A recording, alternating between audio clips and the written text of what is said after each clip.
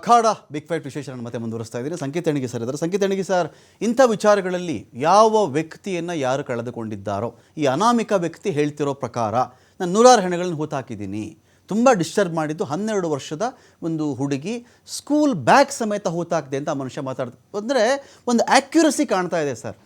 ಇದರಲ್ಲಿ ನೂರಾರು, ಸಾವಿರಾರು, 500, 600 ಇಲ್ಲದೇ ಇರಬಹುದು. ಆದರೆ ಕೆಲವು ಹೆಣಗಳನ್ನಾದರೂ ಆ ಮನುಷ್ಯ ಹೂಳದೆ, ಕೆಲವು ಹೆಣಗಳನ್ನಾದರೂ ಆತ ಹೂಳದೆ ಈ ಥರ ಒಂದು ಮ್ಯಾಜಿಸ್ಟ್ರೇಟ್ ಮುಂದೆ ಸ್ಟೇಟ್ಮೆಂಟ್ ದಾಖಲು ಮಾಡೋಕ್ಕಾಗಲ್ಲ.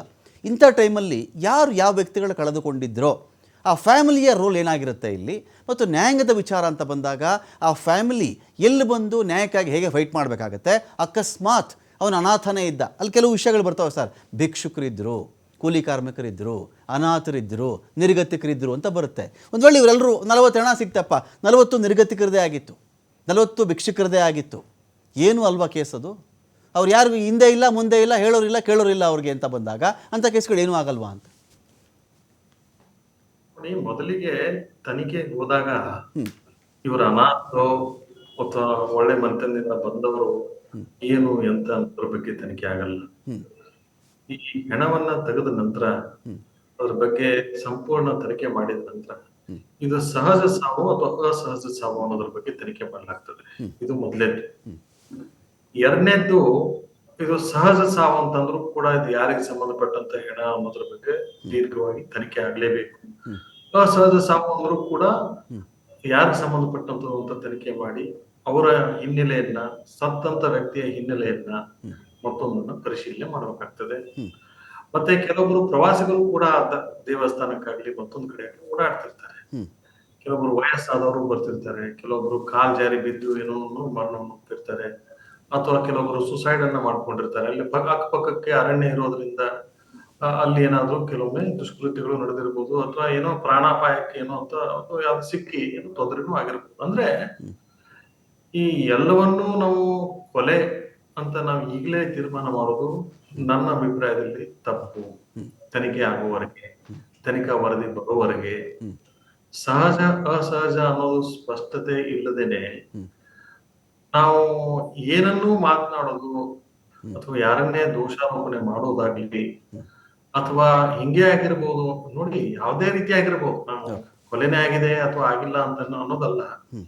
ಇದು ಎಲ್ಲ ಆಯಾಮಗಳಲ್ಲಿ ಬರಬೇಕಾಗಿರೋದ್ರಿಂದ ತನಿಖೆ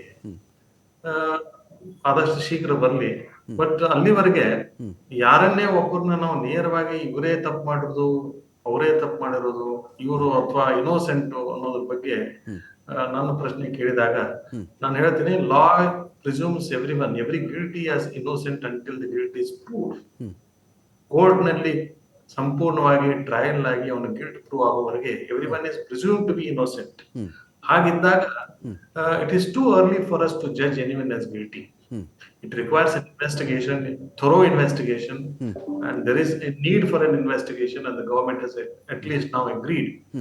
And I would appreciate if this investigation is going to be court monitored investigation. ಆದರೆ ಇನ್ನೂ ಅದಕ್ಕೆ ನ್ಯಾಯ ಸಿಗ್ತದೆ ಅನ್ನೋದ್ರ ಬಗ್ಗೆ ಜನರಿಗೆ ಮನದಟ್ಟಾಗ್ತದೆ.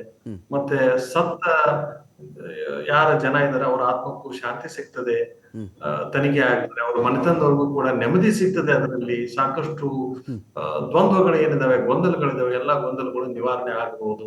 ಮತ್ತೆ ತಪ್ಪಿತಸ್ಥರಿಗೆ ಏನಾದ್ರು ಕೊಲೆ ಆದಲ್ಲಿ, ಅಸಹಜ ಸಾವಾಗಿದ್ದಲ್ಲಿ ಅವರ ಶಿಕ್ಷೆ ಆಗ್ಲೇಬೇಕಾಗ್ತದೆ. ಅದ್ರಲ್ಲಿ ಎರಡು ಮಾತೇ ಇಲ್ಲ. ಯಾರೇ ದೊಡ್ಡವರಿರ್ಲಿ ಸಣ್ಣವರಿರ್ಲಿ, ಅದ್ರ ಬಗ್ಗೆ ಎರಡು ಮಾತೇ ಇಲ್ಲ.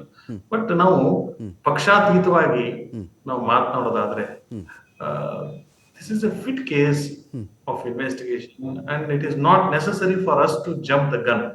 ಈಗಲೇ ನಾವು ಯಾರ ಬಗ್ಗೆ ಈ ಕೆಲವೊಂದ್ ಕಡೆ ಮಾಧ್ಯಮದಲ್ಲಿ ಬರ್ತಿರ್ತದೆ, ಸಾಕಷ್ಟು ಸೋಷಿಯಲ್ ಮೀಡಿಯಾದಲ್ಲಿ ಬರ್ತಿರ್ತದೆ, ಆ ತರ ಪ್ರಕರಣಗಳಾಗಿದ್ದಾವೆ, ಈ ತರ ಪ್ರಕರಣಗಳಾಗಿದ್ದಾವೆ ಅಂತ ಹೇಳಿ ಅವು ಎಲ್ಲವನ್ನು ಗಮನ ಇಟ್ಕೊಂಡ್ರು ಕೂಡ ಎಲ್ಲಾ ಆಯಾಮಗಳೆಲ್ಲ ತನಿಖೆಯಾಗಿ ವರದಿ ಬರುವವರೆಗೆ let us not predict or anticipate something.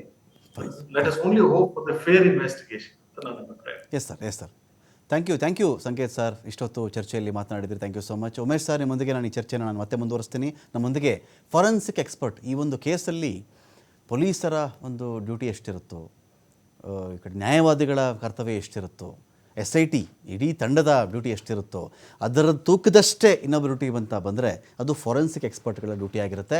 ಅವರೇನು ಹೇಳ್ತಾರೆ, ಈ ಅವ್ರು ಕೊಡ್ತಕ್ಕಂಥ ರಿಪೋರ್ಟ್ ಅಲ್ಟಿಮೇಟ್ ಆಗಿಬಿಡುತ್ತೆ ಇಂಥ ಕೊಲೆಗಳ ಕೇಸಲ್ಲಿ ಅಥವಾ ಒಂದು ಆರೋಪಿಸಲಾದ ಕೊಲೆಗಳ ಕೇಸಲ್ಲಿ.